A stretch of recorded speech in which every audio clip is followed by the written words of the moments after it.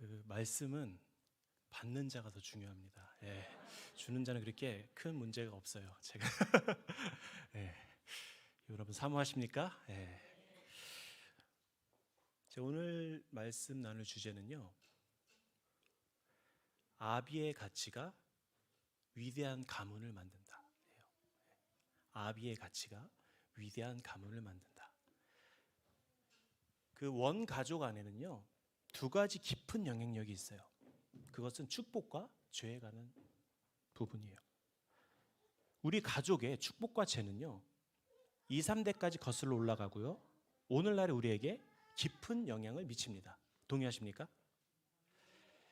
가문으로부터 오는 축복이 있습니다. 근데 죄의 패턴도 있어요. 우리 안에 가문으로부터 오는 축복은 어떻게 해야 될까요? 계속 이어져야 되겠죠. 전승되어야 되겠죠. 근데 죄의 패턴이 존재하죠. 그건 어떻게 해야 될까요? 끊어야 되겠죠. 우리가 살아가면서요, 외적인 사건에 많은 영향을 받아요. 그런데요, 그 중에 가장 큰 영향력은 집안에서의 어떠한 사건이에요. 부모와의 어떠한 관계, 특별히 가족 안에서 가장의 역할이 참 중요하죠. 왜 그럴까요? 이 가장의 행동과 가치와 결정들이요, 우리 자녀 세대에게 큰 영향을 미칩니다. 그런데 이 축복이든 죄의 문제든요, 이 부모 세대에게 있었던 축복과 죄가요, 다음 세대에게 종종 비슷하게 일어나요. 그래서 과학자들이나 사회학자들이 이러한 현상이 유전의 결과인지 아니면 어떤 양육의 결과인지 수년 동안 논쟁을 했어요. 여러분, 어떠한 것이 맞다고 생각하십니까? 유전의 결과일까 아니면 양육의 결과일까? 그런데 이 기독교 안에서도 이런 논쟁이 있었어요. 저도 이제 과거에 어렸을 때 이러한 설교를 들은 적이 있었던 것 같아요. 여러분, 가문에 흐르는 저주 이런 거 들어보셨어요? 저주를 끊어라. 우리 여기 아비세대 여러분, 그런 기도 해보신 적 있나요? 우리 가문에 저주가 있는 것 같아. 끊어야겠다. 그런데 이것에 대한 논쟁이 있었습니다. 예수 그리스도의 보혈의 피로 우리 모든 저주는 무효화되지 않았을까? 가문에 흐르는 저주가 있을까요? 그런데 성경의 이 다음의 내용을 좀 보시면요, 우리가 좀 생각해 볼 필요가 있어요. 출애굽기 20장에 너를 위하여 새긴 우상을 만들지 말고 또 위로 하늘에 있는 것이나 아래로 땅에 있는 것이나 땅 아래 물속에 있는 것에 어떠한 형상도 만들지 말며 그것들에게 절하지 말며 그것들을 섬기지 말라. 내내 하나님 여호와는 질투하는 하나님이신즉 나를 미워하는 자의 죄를 갚되 아버지로부터 아들에게로 3, 4대까지 이르게 하거니와 나를 사랑하고 내 계명을 지키는 자에게는 1000대까지 은혜를 베푸느니라. 죄송한데 저 휴지 좀 갖다 주시겠어요? 제가 감기 지금 비염이 있어서 죄송합니다. 그리고 출애굽기 34장에 보면요, 여호와께서 그의 앞으로 지나시며 선포하시되 여호와라 여호와라 자비롭고 은혜롭고 노하기를 더디하고 인자와 진실이 많은 하나님이라. 인자를 1000대까지 베풀며 악과 과실과 죄를 용서하리라. 그러나 벌을 면제하지는 아니하고 아버지의 악행을 자손 3, 4대까지 보응하리라. 자, 다윗이 밧세바를 취했을 때요, 그의 남편 우리아를 죽이죠. 그때 하나님이요, 어떻게 선언하십니까? 이제 내가 나를 업신여기고 햇사람 우리아의 아내를 빼앗아 내 아내로 삼았은즉 칼이 내 집에서 영원토록 떠나지 아니하리라. 이 말씀처럼요, 이 다윗의 가문에요, 가족 간의 다툼과 형제 간의 막 경쟁, 자녀들의 어떤 내적 갈등이 몇 세대에 걸쳐 이어졌습니다. 여러분, 성경 말씀을 이렇게 보다 보면요, 우리 가문에 있는 어떤 부정적인 영향력들이요, 안타깝게도 말끔히 지워지는 것이 불가능한 것처럼 보여요. 아무리 이것을 덮으려고 해도 참 희한한 게, 여러분 자녀를 보십시오. 가르쳐주지 않았는데 안 좋은 거를 금방 배웁니다. 그렇죠? 그런데 이런 것에 대한 우리 가문의 어떠한 죄 패턴들에 대한 대가 지불이 있습니다. 죄에는 반드시 대가가 있죠. 여러분, 창세기에 보면은 죄와 축복이 어떻게 세대로 이어지는지 살펴볼 수가 있어요. 여러분 아브라함과 이삭과 야곱을 보면요, 아브라함은 두 번이나 사라를 어떻게 표현하냐면 자신의 누이라고 거짓말을 해요. 근데 이삭이 어떻게 합니까? 똑같은 거짓말을 합니다. 그리고 야곱은 그냥 이 인생이 거짓말쟁이에요. 거짓말을 많이 해요. 그리고 야곱의 10아들 동생 요셉이 죽었다고 거짓말을 합니다. 그리고 자식을 편애하는 것들이 있었어요. 아브라함은 누구를 편애했나요? 이스마엘을 편애했고, 이삭은 에서를 편애했고, 야곱은 요셉과 베냐민을 편애했어요.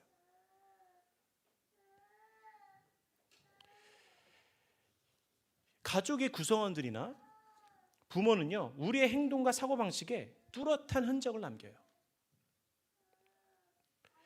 여러분, 부모로부터 온 좋은 유산들이 있으시죠?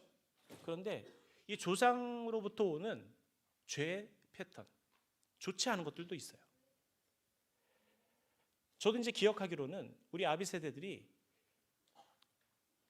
이런 어떤 우리의 잘못된 관행들, 그런 죄의 패턴들을 끊어내고자 기도했던 모습들이 기억이 나요. 특별히 우리 아비 세대들은 우리 자녀들에게 가난을 물려주기 싫어했습니다. 그래서 막 주님 앞에 막 울부짖으며 기도했던 것들이 전 세대에 있었어요. 그런 어떤 가난의 영을 끊고자. 그래서 이 나라가 얼마나 풍성해졌습니까? 사실 우리는 가난에 대한 어떤 이해가 없어요. 우리는 너무 풍족해요. 여러분, 이 한국 땅의 예배에도 많은 변화들이 있었습니다. 이 한국 땅의 예배의 잘못된 관점들, 패러다임들, 샤머니적인 어떤 신앙들, 이러한 예배의 패턴들을요 끊어내고자 기도했던, 막 변화를 추구했던 것들이 있었어요. 그래서 이 땅이 놀랍도록 성장했습니다. 한국 교회가 놀랍도록 막 일어나기 시작했어요.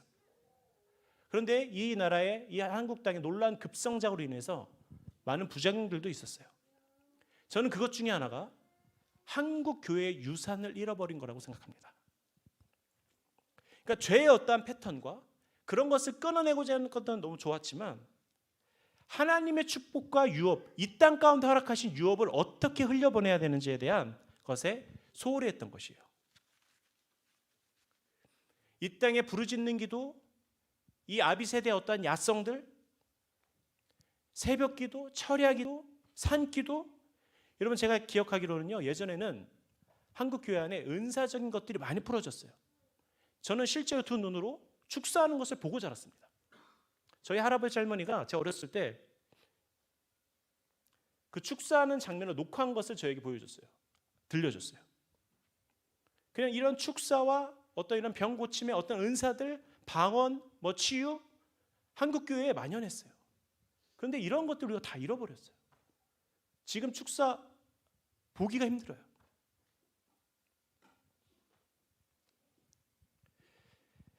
이 한국 교회가 엄청난 복을 누렸지만요, 다음 세대에 대한 유업에 대한 이해가 없습니다.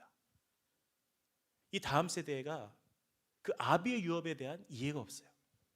그냥 그 아비들이 쌓아놓은 그 유업 위에서 그냥 그 복을 누릴 뿐이에요. 어떻게 해야 될까요? 다음 세대에게 어떻게 이 유업을 흘려보낼 수 있을까요? 여러분, 이 신앙의 전수와 하나님의 우리 가운데 허락하신 이 유업을 흘려보내지 않으면 어떠한 일이 일어날까? 제가 오늘 말씀을 통해서 이것을 좀 살펴보기 원합니다. 제가 최근에 저희 교회 금요 기도회 때 아비나답과 오베데돔 가문에 대한 이야기를 했습니다. 여러분, 블레셋 전투를 통해서요 법궤를 빼앗겼어요. 그러면서 이 법궤가 이리저리 가다가 어디에 옵니까? 기럇 여아림, 바로 아비나답의 집으로 이 법궤가 들어와요. 그러면서 이 법궤를 그의 아비나답의 아들 엘리야사를 구별하여서 이 법궤를 지키게 합니다. 그래서 20년 동안, 사무엘상 7장을 보면 20년 동안 오래 있은지라라고 말하고 있어요. 그런데요, 사실 이 아비나답의 집에 이 법궤가 이 다윗성에 올라가기 전까지 70년 이상 법궤가 머물렀다고 성경학자들이 말하고 있습니다. 그리고 이 법궤가 70년 동안 이제 아비나답에 잘 지키고 그 엘리야살이 거룩히 구별하여서 70년 동안 그 아비나답의 집에 머물다가 이제 다윗성으로 올라갈 때, 그때 이것을 누가 가지고 갑니까? 우사가 가지고 가요. 어디에 끌고 갑니까? 새 수레에 끌고 가요. 그러면서 이 새 수레에 끌고 가다가 나곤의 타작마당에 이르렀을 때 갑자기 소가 뛰기 시작하는 거예요. 그러자 이 웃사가 그 궤에 손을 댑니다. 그래서 어떻게 됩니까? 그 자리에서 즉사하고 말아요. 그래서 다윗이 너무 당황한 거예요. 법궤가 두려운 거죠. 그러면서 이 법궤가 누구의 집으로 갑니까? 오벳에돔의 집으로 들어가요. 그러면서 오벳에돔에 석 달 머물렀습니다. 이 법궤가. 그러면서 그 다음에 이 석 달 동안 오벳에돔의 집에 엄청난 축복이 임하기 시작하는 거예요. 자, 오벳에돔의 집에 법궤가 머물자 복을 받았다. 자, 왜 복을 받았을까요? 여러분, 우리가 복을 받을 때가 언제일까요? 하나님의 임재가 머물 때입니다. 믿으십니까? 하나님의 임재가 머물러 있을 때. 여러분, 이 나라가 왜 복을 받았을까요? 이 나라에 그 아비 세대에 그 주님의 임재를 모셨던 외침이 있었어요. 그 갈망의 기도가 있었어요. 이 땅에 주님의 임재가 머물렀었던 때가 있습니다. 엄청난 축복이 막 쏟아진 때. 여러분 잘 보십시오. 석 달 동안 오벳에돔의 집에 있었어요. 그런데 이 아비나답의 집에 이 법궤가 70년이 있었습니다. 그런데 잘 보면요, 우리가 이런 질문을 할 수 있는 거예요. 왜 아비나답의 집안에 복이 임했다는 말씀이 없을까요? 장작 70년이 있었는데. 근데 이 오벳에돔의 집에는 석 달이에요. 근데 막 복을 받았다는 거예요. 근데 왜 아비나답의 집은 왜? 그래도 그 기간 동안에 이스라엘 온 족속이 주님을 사모하게 되었다라는 기록이 있습니다. 사무엘상 7장에. 그런데 여기서 우리가 몇 가지 질문해 볼 수가 있어요. 제가 보기에는요, 이 웃사의 사건과 더불어 이 아비나답의 집안에 분명히 문제가 있었습니다. 몇 가지 유추해 볼 수가 있는데요. 첫 번째, 아비나답이요, 이제 이 법궤가 자기의 집으로 들어왔잖아요. 그런데 누가 이것을 했는지 정확하게 기록이 나오지 않지만 엘리야사를 구별하여서 그 법궤를 모시게 합니다. 지키게 합니다. 근데 질문이 이것이에요. 왜 아비나답이 그것을 하지 않고 엘리야살이 그것을 지켰을까요? 이것에 대해서 성경에서는요, 명확하게 나와 있지 않습니다. 그냥 엘리야살을 구별하여 지키게 했다. 그런데 왜 아비나답은 무엇을 했을까요? 그냥 저의 질문이었던 거예요. 가장 아름다운 모습은 성경이 이렇게 썼으면 참 좋았잖아요. 아비나답이 엘리야살과 함께 이 거룩한 그 법궤를 잘 모셨더라 하면 얼마나 아름다운 모습이에요. 근데 이 엘리야살만 구별해서 지키게 했다는 거예요. 제가 이제 아비나답에게 질문해 보고 싶은 거예요. 당신에게 법궤는 무엇입니까? 자, 두 번째는요, 이 웃사가 법궤를 운반할 때요, 새 수레를 몰고 가는 것에 대한 지적이 없었어요. 그리고 이 집안의 아비들은요, 그 법궤를 따라가지 않습니다. 자, 웃사가 새 수레를 끌고 주님의 법궤 임재를 이제 그것을 옮겨가는 거예요. 그런데 아무런 반응이 없어요. 그리고 또 하나, 왜 아비나답은 우리의 가장 큰 가치인 그 법궤를 따라가지 않았을까? 왜 아들만 보냈을까?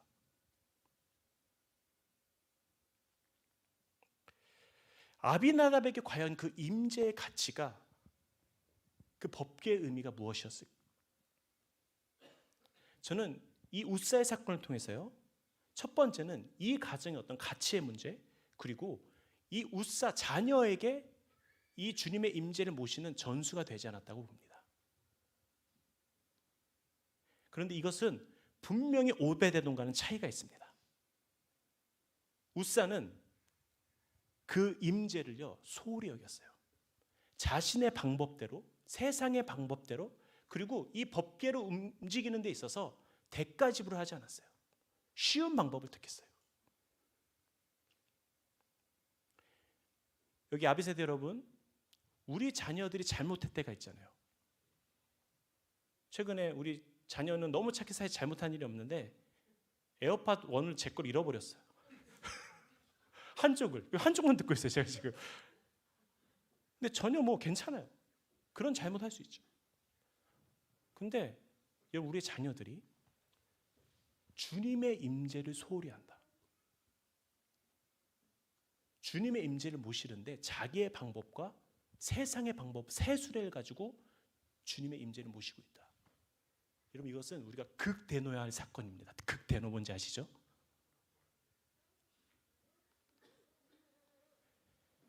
저는요, 이 아비나답의 가문 안에 종교적인 모습의 형태가 있다고 봐요.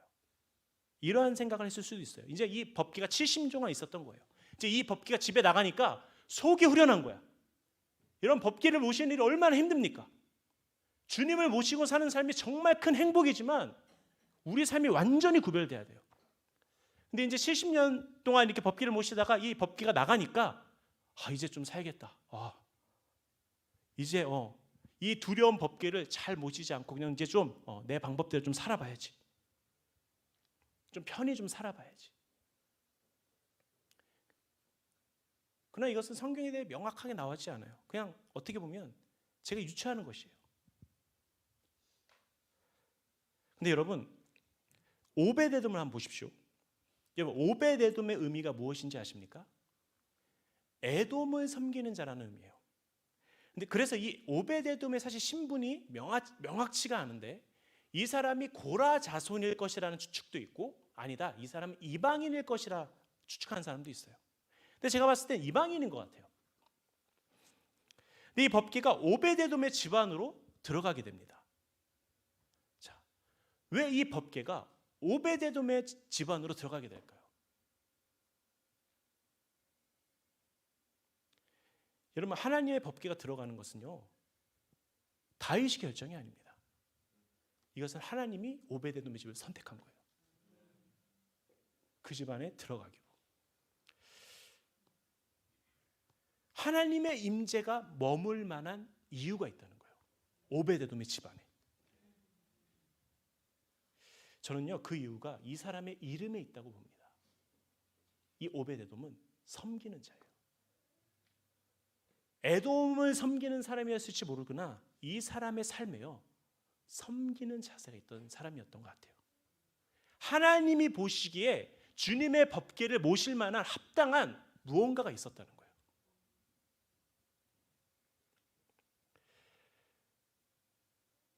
자, 이 짧은 기간 3개월을 주님의 임재를 모시고 섬깁니다. 온 집안이 복을 받습니다. 아주 짧은 기간이에요. 여러분, 제가 저희 그 할아버지의 그 작은 아버지죠, 목사님이셨어요. 저희 할아버지가 목사님이셨어요. 저희 아버지가 목사님이에요. 제가 목사님이에요. 저희 장은어른이 목사님이에요. 근데 잘 보십시오. 뭐 대대로 따지면 100년이 넘는 어떤 신앙의 가문이에요. 근데 이 오베데돔은 이 사람이 신자인지 3개월 믿은 초짜인지 잘 모르겠어요. 70년 이상 법궤를 모신 아비나답 집안에 복이 임했다는 기록이 없잖아요. 근데 3개월 안에 그 집안이 바뀐 거예요. 완전히 그 가문이. 누굴 통해서? 오베데돔을 통해서. 여러분, 우리가 고민해 봐야 돼요. 나의 신앙의 연수보다 우리의 어떤 가문에, 우리는 몇 대째 집안에 뭐 주님을 섬기는 가문이야, 이것보다요, 내가 얼마나 하나님의 임재를 소중하게 여기는가, 내가 하나님의 임재를 얼마나 가치 있게 여기는가. 여러분, 이 오베데돔의 이 삶을 보면요, 성경에 많이 나와 있지도 않습니다. 그런데요, 분명 이 사람은요, 하나님의 임재를 가치 있게 여겼습니다. 왜 그럴까요? 오베데돔은 법궤가 다윗성으로 올라갈 때 그것을 따라갑니다. 그리고 어떻게 됩니까? 다윗의 장막에 문지기가 돼요. 여러분, 이 복이라는 의미, 바라크라고 그러죠, 히브리어로. 그것은 엎드려지다의 의미예요. 어떻게 보면 예배하다는 의미입니다. 여러분, 주님으로부터 복받은 자 있습니까? 여러분, 복에 대한 이해가 있으세요? 여러분 가문에 복이 임했습니까? 네. 여러분, 우리 복이라고 했을 때 어떤 생각을 많이 떠올리나요? 막 재산이 많아지고 우리 하는 일이 잘 되고 만사 형통하고. 하나님의 이러한 복도 우리한테 허락하십니다. 물론 이것도 주님 우리 가운데 허락하시는 복이에요. 그런데요, 때로 우리가 이러한 복들을 통해서 하나님의 임재의 가치가 우선순위에서 밀려날 때가 있어요. 여러분, 이 오베데돔의 집안에 엄청난 복이 막 임했어요. 분명 막 재산도 많아졌을 거예요. 그런데 이 오베데돔은 임재가 옮겨갔을 때 그 임재를 따라가요. 여러분, 이것이 진짜 복된, 진짜 복이 뭔지 아는 거예요. 여러분, 한국의 다음 세대들이 웃사가 되면 안 됩니다. 새 수레를 몰고 주님의 임재를 모시는 이런 웃사의 세대가 일어나면요, 이제 이 땅에 소망이 없는 거예요.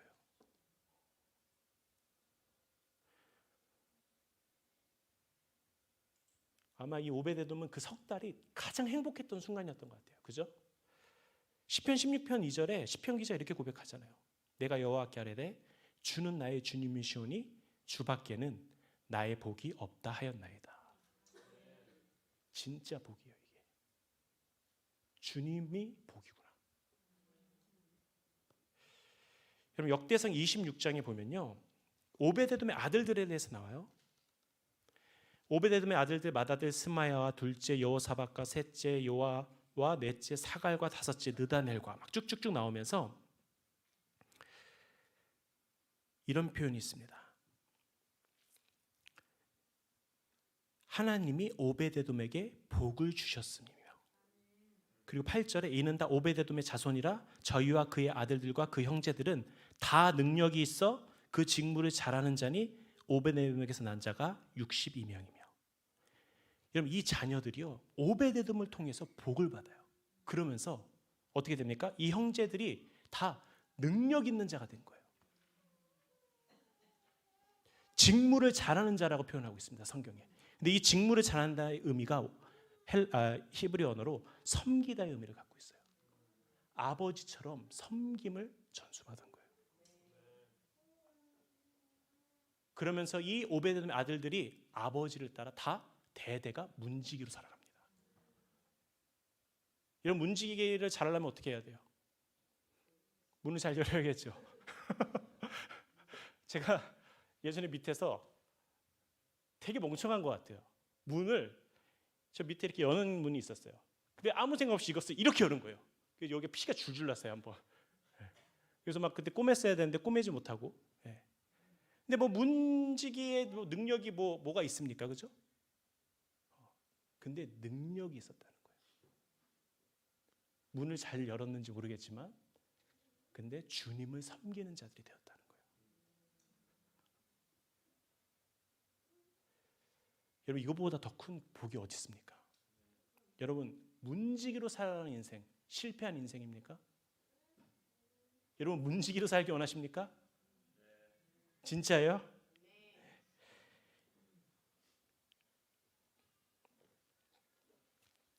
여러분, 제가 최근에 제가 모멘텀이라는 책이 있어요.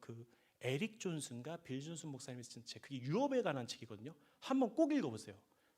그게 정말 좋은 책입니다. 근데 그 책에 이러한 표현이 있습니다. 주님, 저에게는 유업이 없어요. 제가 1세대예요, 1세대. 그럼 저는 어떡합니까? 근데 거기서 에릭 존슨이 어떤 기가 막힌 말을 하냐면, 사실 저는 유업이 있는 사람이기 때문에 유업을 만들어갈 수 없습니다. 그런데 당신이 만약 1세대라면 당신은 그 유업을 만들어가는 세대가 될 수 있습니다. 여기 혹시 신앙의 1세대가 있으십니까? 이제 목사님은 오베데돔과 같이 그 유업을 만들어가는 자예요. 유업을 결정할 수 있는 권한이 있습니다. 저는 그 권한이 없어요. 이미 위에 다 있잖아요. 여러분 오베데돔과 같이 그러한 가문을 일어나게 예수 이름으로 축복합니다. 목사님. 여러분 우리가요 이 임재를 모시는 따라가는 이 축복을 받아야 돼요. 이러한 가문으로 일어나야 돼요. 여러분 우리가 다시요 이 땅이요 이 가치를 붙들어야 합니다. 제가 특별히 아비 세대 여러분들에게 이렇게 도전하고 싶습니다. 문지기로 살아가십시오. 문지기. 시편 84편의 고백과 같이 주의 궁전에서의 한 날이 다른 곳에서의 첫날보다 나은즉 악인의 장막에 사는 것보다 내 하나님의 성전 문지기로 있는 것이 좋사오니. 여러분 이것은요 여러분에게 단순히 성전에서 사십시오 이거보다는요 주님의 임재 안에서 살아가라는 거예요. 주님의 임재를 최우선적으로 따라가라는 거예요. 여러분 우리의 사역은요 사역을 쫓는 삶이 아니에요. 우리가 부흥을 갈망하죠. 근데 어떠한 사역의 성공을 쫓는 삶이 아닙니다. 우리는 주님의 임재를 따라가는 삶이에요. 사역이에요. 주님의 임재가 가장 우선순위에 있습니다. 여러분 우리 다음 세대가 이러한 세대로 일어나기 원하십니까? 그럼 우리 아비 세대 여러분들의 가치가 중요합니다. 여러분 저는 우리 다음 세대들이 여호수아의 세대로 일어나기 축복해요.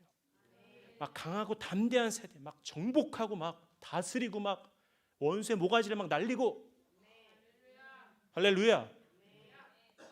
근데요 이 세대는요 이 여호수아는요 그런 강하고 담대한 것들 어떻게 그 사람이 그게 가능할까요? 이 여호수아는요 중요한 게 있어요. 회막을 떠나지 않았던 사람이에요. 출애굽기 33장 11절에 사람이 자기의 친구와 얘기한 것 같이 여호와께서 모세와 대면하여 말씀하시면 모세는 진으로 돌아오나 눈의 아들 젊은 수종자 여호수아는 회막을 떠나지 아니하리라. 우리 여기 청년들 내가 여기서 떠나더라 나는 집에 가서 좀 쉴게 하더라도 저는 여길 떠나지 않겠습니다. 네.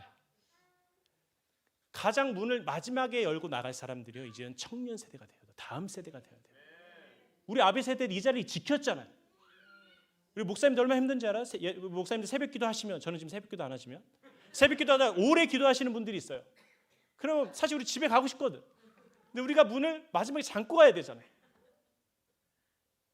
우리는 먼저 집에 갈 테니 우리 청년들이요 회막을 떠나지 말지어다. 여기에 텐트 치고 살지어다. 네. 여러분 이 나라가 다시금 오베데돔의 축복과 영광이 회복되게 선포합니다. 우리 다 같이 기도합시다.